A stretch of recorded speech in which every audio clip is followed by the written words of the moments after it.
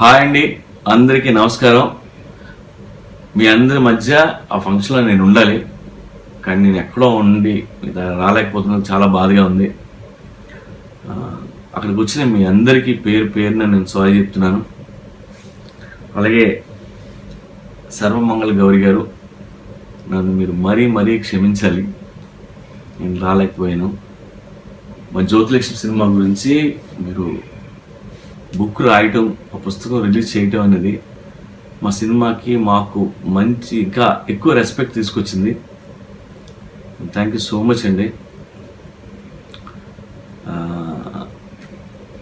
40 ఏళ్ల క్రితం మల్లాది వెంకటకృష్ణమూర్తి గారు ఒక కథ రాశాడు. 20 ఏళ్ల క్రితం నేను సినిమా తీద్దాం అనుకున్నాను. 7 ఏళ్ల క్రితం చార్మికి చెప్పి నేను ఈ సినిమా తీద్దాం మేము ఇద్దరం అనుకున్నాం. సరే, ఫైనల్గా సినిమా తీసాం.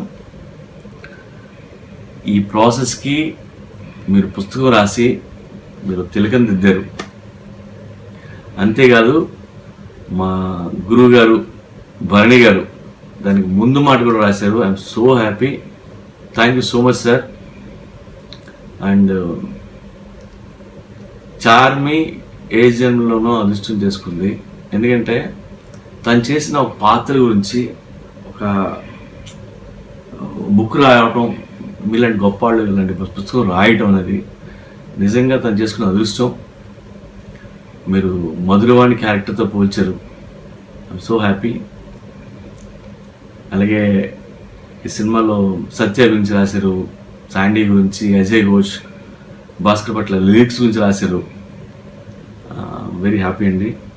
అండ్ ఈ సినిమాలో చాలామంది కొత్త టెక్నీషియన్లు వచ్చేసారు. వాళ్ళందరికీ ఇది మంచి ఇన్స్పిరేషన్. మీరు రాసిన పుస్తకం అంటే చాలా అవార్డుల కంటే మేము ఇంకా గౌరవంగా హ్యాపీగా ఫీల్ అయ్యే పని మీరు చేశారు. And love you for that.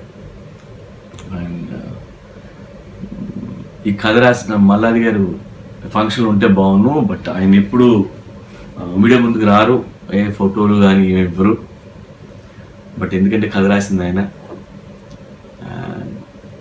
Thank you అండి, థ్యాంక్ యూ సో మచ్. నేను రాగానే వచ్చి మీ పుస్తకం కొనుక్కొని మొత్తం చదివి వచ్చి మిమ్మల్ని కలుస్తాను.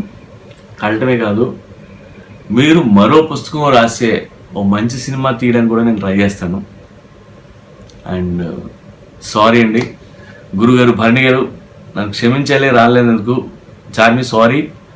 అండ్ గౌరీ గారు, నన్ను క్షమించండి. See you soon. Love you for this.